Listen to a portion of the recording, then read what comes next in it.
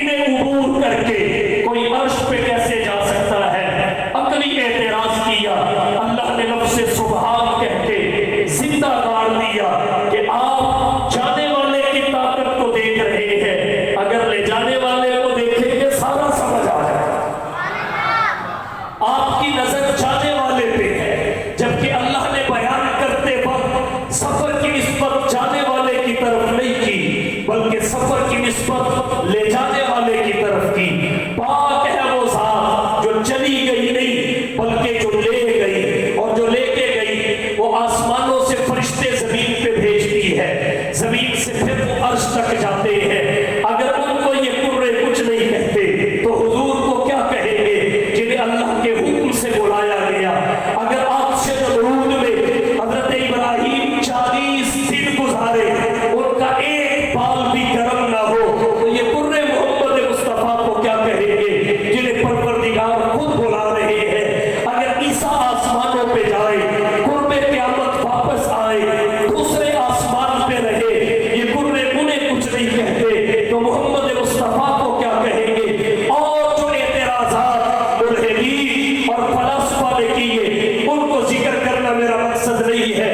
اللہ نے لفظ سبحان سے سب کو اکھاڑ پھینکا، فرمایا جانے والے کو نہ دیکھو، لے جانے والے کو دیکھو۔ سبحان، پاک ہے وہ ذات ہر عجز سے، ہر کمزوری سے، ہر نقص سے، ہر لاچاری سے۔ الذی اسریٰ بعبدہ، جو راتوں رات لے گئی اپنے بندے کو۔ سوال پیدا ہوتا ہے، حضور کے متعدد مقامات ہیں جن میں ایک مقام عبدیت ہے، ایک مقام نبوت ہے، ایک مقام رسالت ہے، ایک مقام ختم نبوت ہے، اور آپ کے مقامات ہیں جہاں پروردگار نے مقام عبدیت کو ذکر کیا، مقام نبوت کو نہیں، مقام عبدیت کو ذکر کیا، مقام رسالت کو نہیں، مقام عبدیت کو ذکر کیا، مقام محبوبیت کو نہیں۔ اس کی وجہ کیا ہے؟ وجہ اس کی یہ ہے، ایک ہے اللہ کی طرف سے بندوں کی طرف سفر کرنا، ایک ہے بندوں کو چھوڑ کر اللہ کی طرف سفر کرنا۔ جب اللہ کی طرف سے بندوں کی طرف سفر کیا جائے، اللہ کا نمائندہ بن کے بندوں کی طرف آیا جائے، تو اس سفر کے مناسب صفت رسالت ہے، جیسا کہ قرآن نے کہا اِنَّا أَرْسَلْنَا إِلَيْكُمْ رَسُولًا شَاهِدًا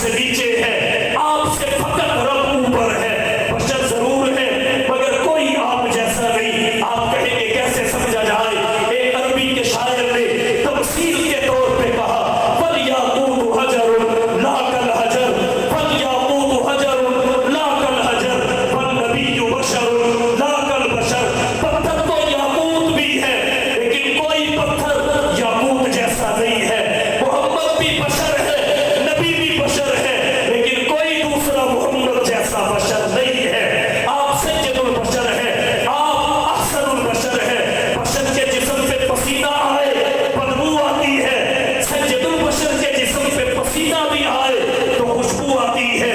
حضرت انس کہتے ہیں لا شممت مسکن فلا عنبرۃ، لا شممت مسکن فلا عنبرۃ اطیب من رائحۃ النبی صلی اللہ علیہ وسلم۔ میں نے مشک عنبر کو سونگا لیکن جو مہک نبی کے پسینے سے آئی ہے وہ دنیا کی کسی خوشبو سے نہیں آئی۔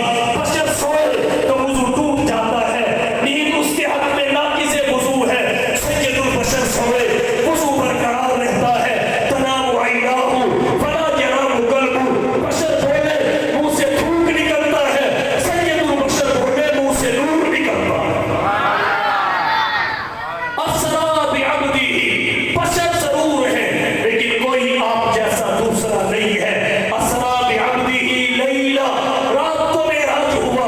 یہاں ایک نکتہ آپ کی توجہ کی نظر کرنا چاہوں گا، طلباء زیادہ تشریف فرما ہے، طلباء کے ذوق کو مد نظر رکھ کے گفتگو کرنا چاہ رہا ہوں۔ اسرا بعبدہ لیلا، سوال پیدا ہوتا ہے لفظ اسرا اس کا ماخذ، لفظ اسرا اس کا ماخذ، اس کا مادہ اشتقاق، اس کے حروف اصلیہ اگر ان کو سامنے رکھا جائے تو رات کا معنی اسی اسرا میں شامل ہے، رات کا معنی اسی اسرا میں داخل ہے۔ سوال پیدا ہوتا ہے جب اس میں داخل ہے اللہ نے الگ لیلن کیوں ذکر فرمایا؟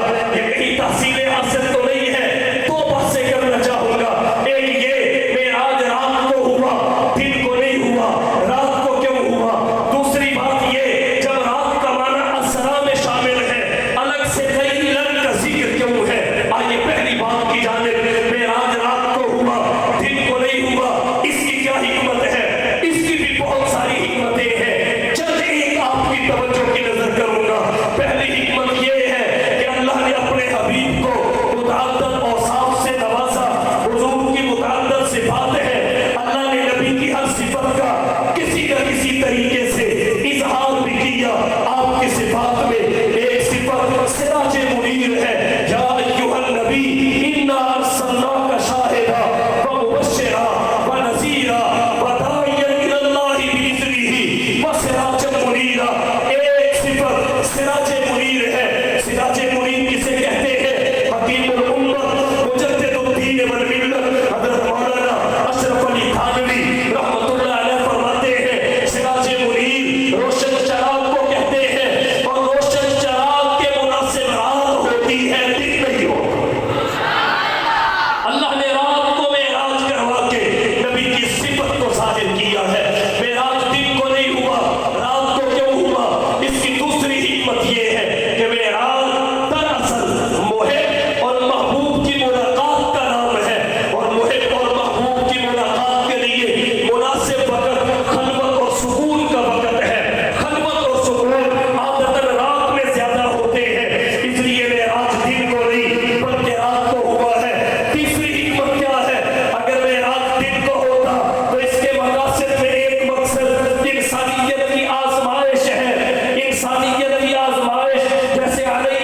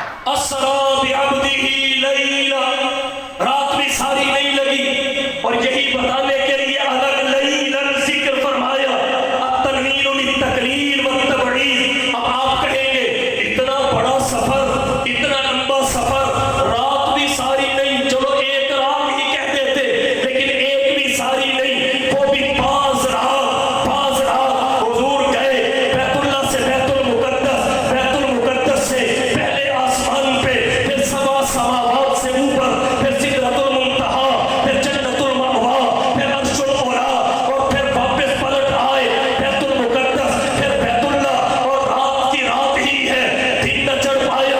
یہ کیسے سمجھ میں آئے؟ آئیے آسان لفظوں میں سمجھاتا ہوں۔ انسان دو چیزوں سے مل کے بنا ہے، ایک جسم ہے، ایک روح ہے۔ جب تک روح جسم کے اندر ہوتی ہے یہ آنکھ حرکت کرے گا، جب تک روح جسم میں ہوگی آنکھ دیکھے گی، جب تک روح جسم میں ہوگی زبان بولے گی، جب تک روح جسم میں ہوگی ہاتھ پکڑیں گے، پاؤں چلیں گے، دماغ سوچے گا، عقل سوچے گی۔ اور جب روح بدن سے نکل جائے گی جو عضو جہاں ہوگا وہی ٹھہر جائے گا، جب روح بدن سے نکل جائے گی جو عضو جہاں ہوگا وہی تھم جائے گا، جب روح بدن سے نکل جائے گی جو عضو جہاں ہوگا وہی ساکت ہو جائے گا۔ پھر اس کے ہاتھ پکڑ کے سیدھے کرنے پڑیں گے، اس کی آنکھیں خود بند کرنا پڑیں گی، اس کی پنڈلیاں سمیٹنی پڑیں گی، وقت الساق بالساق، پنڈلی پہ پنڈلی چڑھ چکی ہوگی، اسے اتارنا پڑے گا۔ تو یہ حرکت تب تک ہے جب تک روح جسم میں ہے، جیسے ہی روح جسم سے نکلتی ہے جو جہاں عضو ہوتا ہے وہی ٹھہر جاتا ہے۔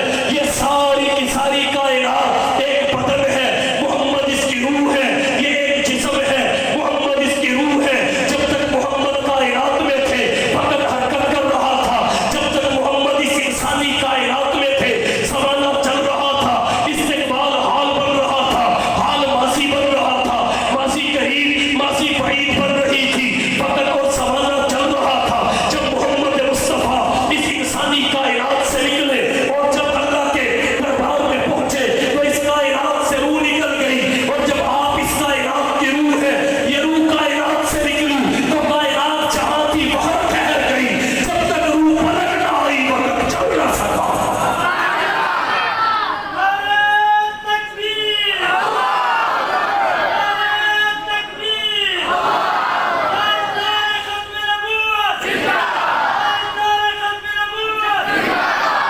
اسرا بعبدہ لیلا، اس طرح رات بھی ساری نہیں لگی، بلکہ پاس کہاں سے کہاں تک پہلا مرحلہ من المسجد الحرام، مسجد حرام سے ابتدا الی المسجد الاقصی، مسجد اقصی پہ انتہا، درمیان کے مشاہدات چھوڑ رہا ہوں، مسجد اقصی میں پہنچے، سواری باندھ دی گئی، حضور مسجد میں تشریف لے گئے، انبیاء آپ کے استقبال کے لیے موجود، اذن مؤذن، ایک مؤذن نے اذان کہی، اقامت کہی گئی، حضور کو جبرائیل نے مصلی پہ کھڑا کر دیا، آپ نے انبیاء کو نماز پڑھائی۔ نکات بہت سارے ہیں، ایک نکتہ آپ کی توجہ کی نظر کرنے لگا ہو، سب انبیاء نے امام الانبیاء کے پیچھے نماز پڑھی، اور یہ بات ذہن میں رکھیے، قرآن اللہ کا کلام ہے، یہ تمام انبیاء اور مرسلین میں فقط حضور کو عطا ہوا ہے۔ آپ سے پہلے انبیاء کو صحیفے ملے، قرآن نہیں، موسیٰ کو تورات ملی، قرآن نہیں، عیسیٰ کو انجیل ملی، قرآن نہیں، داؤد کو زبور ملی، قرآن نہیں، وَلَقَدْ آتَيْنَاكَ سَبْعًا مِنَ الْمَثَانِي وَالْقُرْآنَ الْعَظِيمِ، فاتحہ اور قرآن کریم یہ فقط حضور کی ذات گرامی کو عطا ہوئے۔ انبیاء امام الانبیاء کے مقتدی، امام الانبیاء جبھی انبیاء کے مقتدا، امام نماز سب پڑھ رہے ہیں، فاتحہ اور قرآن ملا انہیں نہیں اور سکھایا وہاں گیا نہیں، کوئی ایسی روایت نہیں جو کہے ملا تو نہیں تھا، فاتحہ آتی تو نہیں تھی، لیکن نماز سے پہلے وہاں سکھا دی گئی کہ اس کے بغیر ہوگی نہیں، سب نے نماز پڑھی، اور یہ مسلم ہے بغیر فاتحہ کے پڑھی، تو سب نبیوں کی بغیر فاتحہ کے تھی اور ہو گئی، اگر نبیوں کی ہو گئی تو حنفیوں کی بھی ہو۔ یہی وجہ ہے سید الفقہا، امام الائمہ، سراج الامہ، تلمیذ الصحابہ، امام ثواب اعظم حضرت امام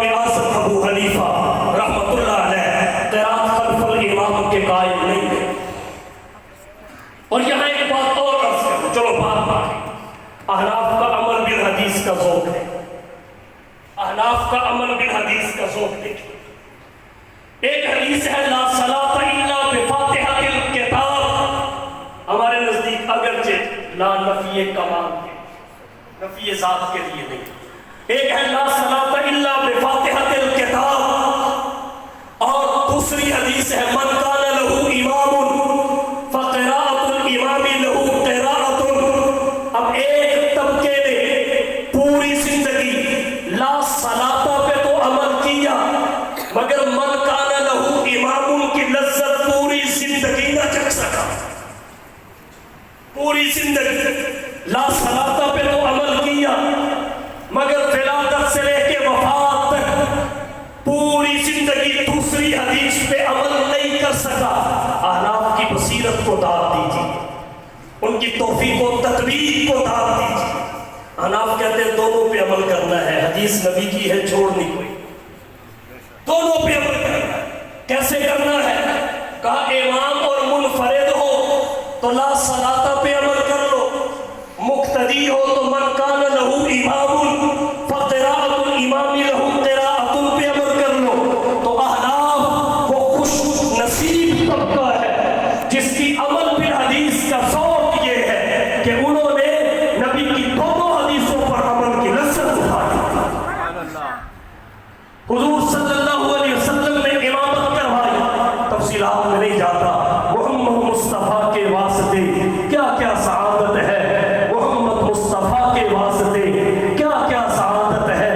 نبوت ہے، رسالت ہے، قیادت ہے، امامت ہے. یہاں سے آگے بڑھے، سیڑھی کے ذریعے پہلے آسمان پہ پہنچائے گئے. سفر کا دوسرا مرحلہ ہے. پہلے آسمان پہ آدم نے مرحبا کہا، دوسرے پہ پہنچے عیسیٰ نے مرحبا کہا، تیسرے پہ پہنچے یوسف نے مرحبا کہا، چوتھے پہ پہنچے ادریس نے مرحبا کہا، پانچویں پہ پہنچے ہارون نے مرحبا کہا، چھٹے پہ پہنچے موسیٰ نے مرحبا کہا، ساتویں پہ پہنچے ابراہیم نے مرحبا کہا. سبع سماوات کو عبور کر کے سدرۃ المنتہا پہ پہنچے.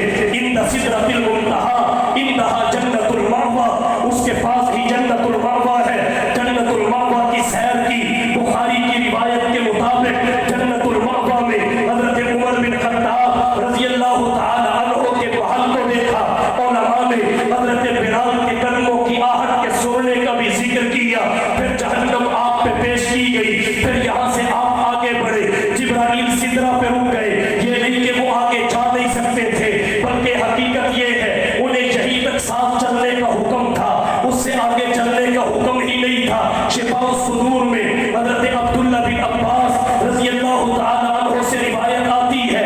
حکیم الامت مجدد الدین والملت حضرت مولانا اشرف علی تھانوی رحمۃ اللہ علیہ نے اس طویل روایت کا ایک حصہ نشر الدین فی ذکر النبی الحبیب میں ذکر فرمایا. حضور فرماتے ہیں جب میں سدرہ سے آگے بڑھا مجھے 70,000 حجابات طے کرائے گئے. کوئی ایک دوسرے جیسا نہیں تھا. میں حجاب طے کر رہا تھا، مجھے وحشت اور خوف محسوس ہوا. میں نے تیز قدموں سے چلنا شروع کیا تو مجھے ابو بکر کے لہجے میں آواز آئی، رک جائیے، آپ کا رب صلاۃ میں مشغول ہے. رک جائیے، آپ کا رب صلاۃ میں مشغول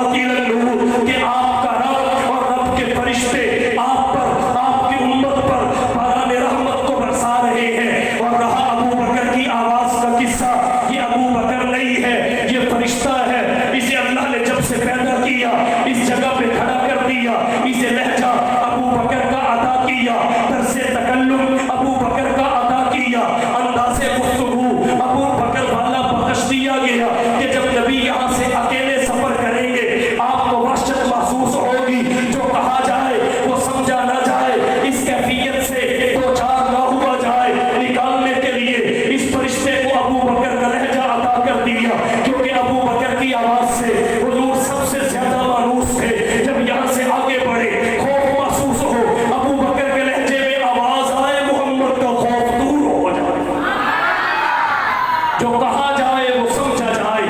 ابو بکر کے لہجے میں فرشتے نے آواز دی اور ابو بکر صدیق رضی اللہ تعالی عنہ کے ساتھ حضور کا انس اس روایت سے واضح طور پہ سمجھ میں آ گیا۔ وہ درویش دربار شاہ رسولہ، وہ درویش دربار شاہ رسولہ، وہ تصویر ایقان صدیق اکبر، گلستان آقا نے سینچا ہے دیکھا، بہار گلستان صدیق اکبر، رسالت کی راہوں کا محفوظ ساتھی، محمد کا ارمان صدیق اکبر، محمد تو سلطان ہے سب انبیاء کے، صحابہ کے سلطان صدیق اکبر۔ حضور آگے بڑھے، ثم دنا فتدلا، بلند ہوئے، قریب ہو گئے، فکان قاب قوسین او ادنی، دو کمانوں کے سروں سے بھی بڑھ کے اللہ نے قریب کر لیا، قرب عطا کیا۔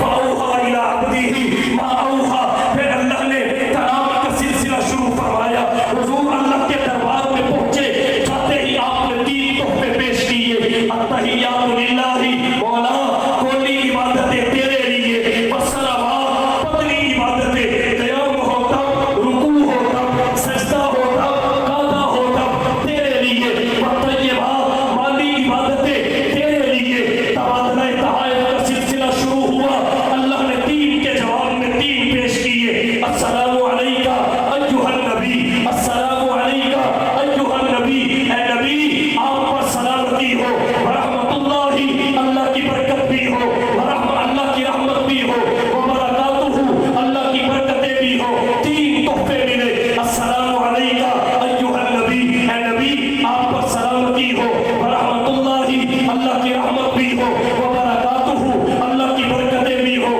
جب آمینہ کے لال محبوب رب ذوالجلال صاحب الحسن والکمال نے رب کی رحمت کے دریا کو ٹھاٹھے مارتا دیکھا تو حضور کے ذہن آپ کے صحابہ کی طرف چلا گیا کہ اپنے لیے تو مل گیا، میں صحابہ کے لیے بھی لے کے جانا چاہتا ہوں۔ اللہ فرماتے ہیں السلام علیکہ ایھا النبی، رسول اللہ فرماتے ہیں السلام علینا وعلی عباد اللہ الصالحین۔ اللہ نے فرمایا السلام علیکہ، رسول اللہ نے فرمایا السلام علینا، مولا ہم سب پہ سلامتی ہو، ہم سب پہ سلامتی ہو، جنہیں تیری توحید کے لیے فتنہ چھوڑ کے آیا ہوں، جو تبتے کوئلوں پہ لیٹ کے کہہ رہے ہیں، جو تبتے کوئلوں پہ لیٹ کے کہہ رہے ہیں، جفا جو عشق میں ہوتی ہے جفا ہی نہیں، جفا جو عشق میں ہوتی ہے جفا ہی نہیں، ستم نہ ہو تو محبت میں کچھ مزہ ہی نہیں۔ جن کے جسم سے کھلڑی اتاری جا رہی ہے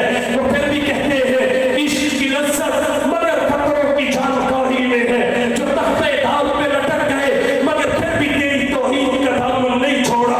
آزمائش کے لپکتے ہوئے ہنگاموں میں وقت نے ان کے نشانات قدم دیکھے ہیں، تختہ دار بھی آیا تو اسے چوم لیا، ایسے چیزات بھی تاریخ نے کب دیکھے ہیں۔ اللہ کہتے ہیں السلام علیکہ، رسول اللہ کہتے ہیں السلام علیکہ، اللہ نے قبول فرما لیا۔ پھر نبی کی نظر، نبی کی سوچ و فکر صحابہ کے بعد غلامان صحابہ کی طرف پڑی، فرمایا وعلی عباد اللہ الصالحین، اللہ نے اسے بھی قبول کر لیا۔ نبی معراج میں اپنے لیے ہی تحفے لے کر نہیں آئے، صحابہ کے لیے بھی سلامتی لائے، غلامان صحابہ کے لیے بھی لائے۔ وعلی عباد اللہ الصالحین، ہمارے اکابرین وعلی عباد اللہ الصالحین میں آتے ہیں، صالحیت ان کی چادر ہے۔ ہمارے اکابرین وعلی عباد اللہ الصالحین کا مصداق ہے، اور ہو بھی کیوں نہ اس وادی گل کا ہر ذرہ خورشید جہاں کہلایا ہے، اس وادی گل کا ہر ذرہ خورشید جہاں کہلایا ہے، جو رند یہاں سے اٹھا ہے وہ پیر وہاں کہلایا ہے۔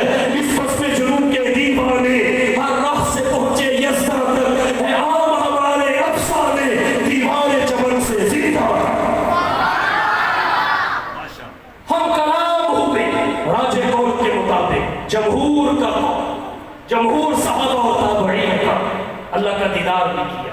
اللہ نے اور بھی تحفے دے دیے، 50 نمازوں کا تحفہ، خواتین سورۃ البقرہ، شفاعت کہ شرک نہ کرے جہنم میں نہیں رہے، تیرا کوئی امتی شرک نہ کرے جہنم میں نہیں رہنے دوں گا۔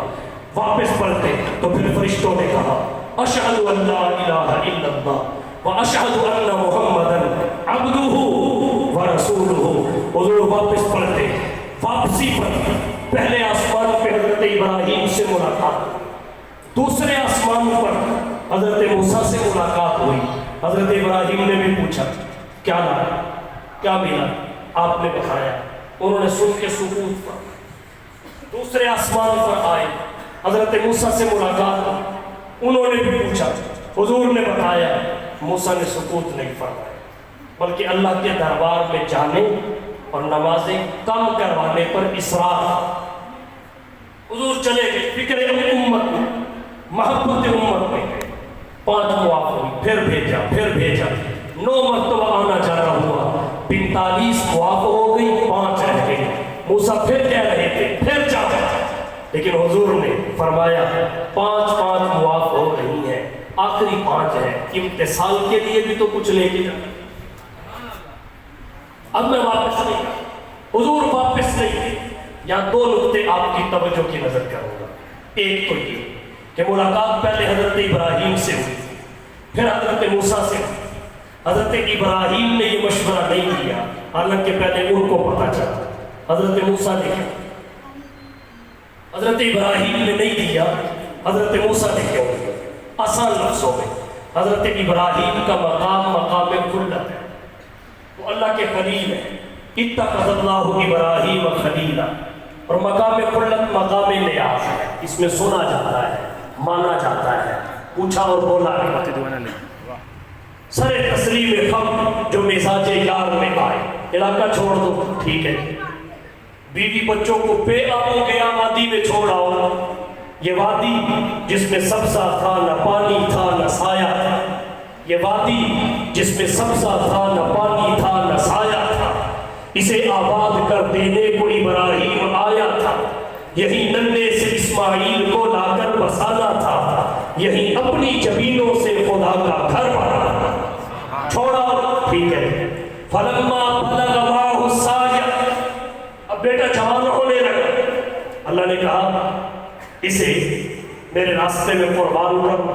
कहा ठीक है ठीक है। तो ये मकाम खुल्लत है, इसमें बोला नहीं जाता, सुना और माना जाता है। हजरत इब्राहिम का मकाम तकलीम है, वो अल्लाह के करीम है। कल्लम अल्लाहु मूसा तकलीमा, और मकाम तकलीम पता क्या है? अल्लाह ने एक पूछी, हजरत मूसा ने 2 बता दिया।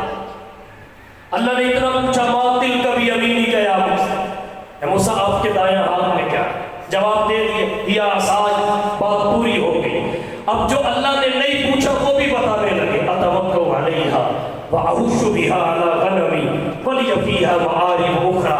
तो हजरत मूसा का मकाम तकलीम था, ये इसरार और आपसे कलाम कर बार बार भेजना, ये हजरत मूसा को ही सजता और जचता। दूसरी बात, पीर जुल्फकार साहब की एक किताब है इश्क़ रसूल, उलमा बैठे हैं इसलिए मैंने हवाला देना मुनासिब समझा, क्योंकि बात पे आम तौर पे तबसरे होते हैं, तो हवाला मैं इसलिए दे रहा हूँ कि पीर साहब ने ये नुक्ता लिखा है इश्क़ रसूल कि हजरत मूसा ने इतना इसरार क्यों किया? वो तो 10वीं मरतबा भी भेज रहे थे, 10वीं मरतबा, लेकिन हुजूर ने फरमाया अब मैं नहीं जाता, 5 रह गई, 5 जा रही हैं। अब जाने का मतलब ये है ये भी मुआफ हो जाए, मैं इत्तिसाल और हुक्म की अम्र की बजा आवरी के लिए कुछ रखता। सवाल ये है हजरत मूसा क्यों इसरार कर रहे थे? पीर साहब फरमाते हैं इसलिए कि मूसा ने दुनिया में कहा रब्बी अरीनी अंजुर इलैक, रब्बा दीदार ते करा, रब्बी अरीनी अंजुर इलैक, मौला दीदार तो करवा। अल्लाह ने फरमाया ला तराना। मूसा ना सिर्फ ये कि तू दीदार नहीं कर सकता बल्कि हरगिज़ नहीं कर सकता, क्योंकि वो आलम शाहिद है, आलम शाहिद के हवास से आलम गायब की चीजों को देखना चाहता था। अल्लाह ने फरमाया लन तराना, और हुजूर ने आलम गायब में जाके देखा। हवास अगरचे आलम शाहिद के थे मगर कुव्वत उनमें आलम गायब की पैदा हो। हजरत मूसा ने कहा रब्बी अरीनी अंजुर इलैक, मौला दीदार तो करवा। अल्लाह ने फरमाया लन तराना, हरगिज़। तो मूसा बार बार इसलिए भेजते थे कि चलो मैं अल्लाह को तो नहीं देख सका, जो हस्ती अल्लाह को देख के आई है मैं उसे ही देखता था, वो बार बार उसे देखे, मैं बार बार इसे देखूं। اللہ کی رحمتوں پہ قربان، علام الغیوب ہے، علیم بذات الصدور ہے. پہلے چکر میں بھی 45 معاف کر سکتے تھے، لیکن 9 مرتبہ آنا جانا کروایا تاکہ موسیٰ کو پتہ چل جائے موسیٰ جسے تو ایک مرتبہ نہیں دیکھ سکا یہ اسی کی شان ہے، بار بار دیکھتا ہے. حضور واپس تشریف لائے اور آپ کے معراج کی یہ کیفیات تھی. آخری بار معراج سے امت کو کیا، معراج سے امت کو کیا کیا؟ ایک تو 5 نمازیں، خواتین سورۃ البقرہ، شفاعت، جنت کی ضمانت شرک نہ ہونے کی صورت میں. اور کیا ملا؟ معراج سے امت کو بھی معراج. اور کیا ملا؟ ابو بکر صدیق رضی اللہ تعالی عنہ جیسی غیر متزلزل تصدیق ملی کہ نبی کی بات سمجھ میں آئے تب بھی مانو، سمجھ میں نہ آئے تب بھی مانو. یہ نہیں کہ کیوں ہماری عقل میں آئے گی تو مانے. ہماری عقل ہے کہ اگر عقل کی بات کرو پھر معراج رہتا ہی نہیں، پھر معراج مانا جا سکتا ہی نہیں. ابو جہل نے جب سنا حضور نے یہ اعلان کیا ہے، وہ دوڑ کے حضرت ابو بکر کے پاس پہنچا. سوچا یہ بڑا موقع ہے دونوں میں تفریح کا. کہنے لگے ایک بندہ ایک رات میں اتنے بڑے سفر کا دعویٰ کر رہا ہے، بتاؤ سچ کہتا ہے؟ حضرت ابو بکر فرمانے لگے پہلے کہنے والا بتاؤ، کہنے والا کون ہے؟ کیونکہ قائل کے بدلنے سے بات کا حکم بدل جاتا ہے. تو بتانا پڑا تیرا یار محمد ہے. کہا بس اگر انہوں نے کہا ہے تو عقل میں آئے یا نہ آئے ابو بکر کا ایمان اسے قبول کر لے. اور خورشید کے رانی میں ایک نکتہ لکھا اپنے کالم میں.